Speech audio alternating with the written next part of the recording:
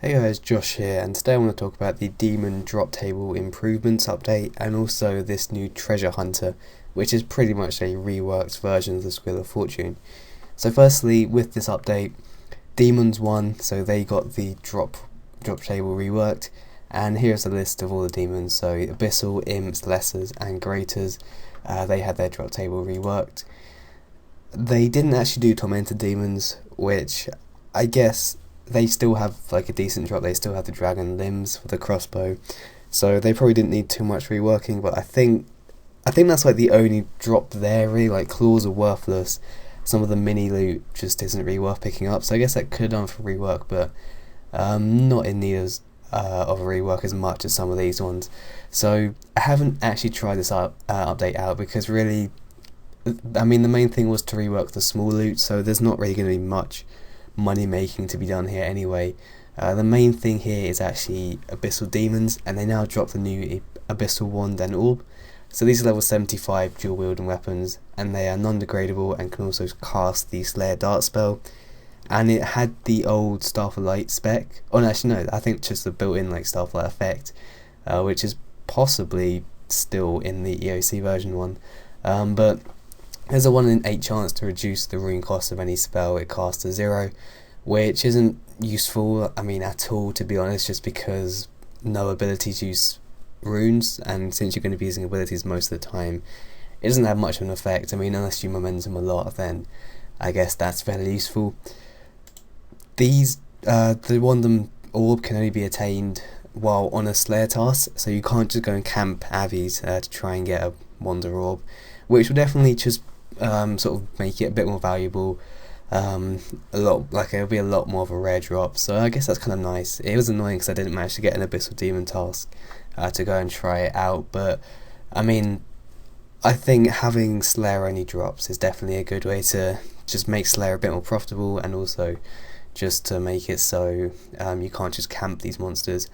Possibly, like, maybe like the first week it could have been anyone, like just even non-Slayer kills could get the drops, just because that would actually get them into the game and sort of stabilize the price. Then maybe after a week it could be Slayer task only.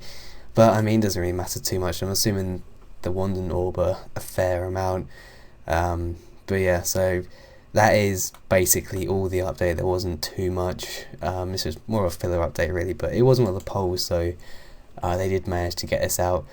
Patch notes, nothing in here really that is of any importance, to be quite honest. I think one thing they didn't notice in the patch notes, or they didn't say in the patch notes, but they did actually do, was that magic note paper can now be sold on the G and through trading, which I've seen a lot of people say this is devaluing Yaks, and it is slightly, just because like obviously there's no requirements for magic note paper, and so it does devalue the sort of the banking effect that Yak has. But obviously the main reason for a Yak is to store the 30 items, so I mean it devalues it slightly, but there's still a lot of use for the Yak as well.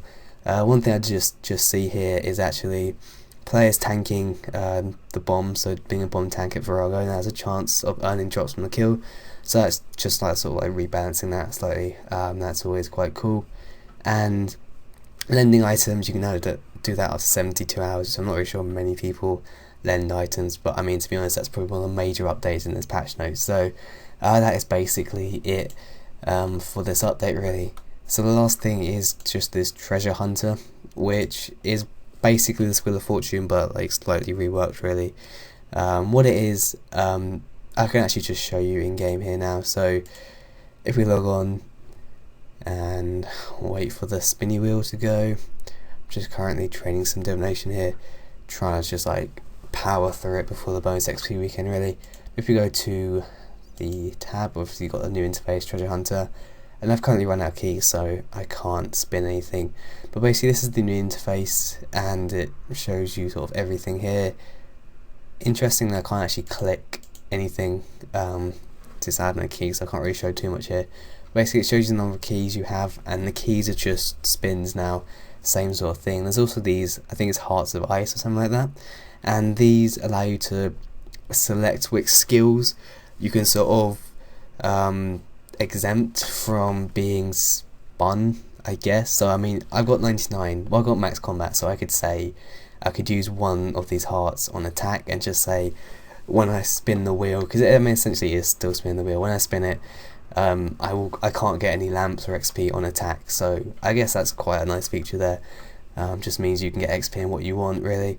So Treasure Hunter, not much different to the Wheel of Fortune. I think I do prefer it slightly just because it does have the ability to like block some XP, and also all the rewards are sort of tailored towards your skill total, so it's a lot more balanced. It's not like just anyone can buy spins and literally just make a day at level, like make a mill a day at level 4 or something like that.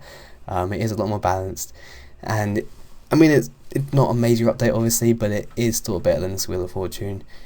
Obviously the whole microtransaction aspect is still there, which I guess no surprise, but it's the main reason that the Wheel of Fortune just was disliked so much. So that's still there. So obviously the Treasure Hunter isn't much better. But that is pretty much all of the updates today. Not much. I think the Grandmaster Quest is either going to be this week or next week, hopefully. So that will be really cool to play through. And the new minigame as well looks really interesting. But there's only 3 updates this month, I think. So both the last 2 though just do look really cool. But I hope you guys enjoyed this video, and I'll see you later.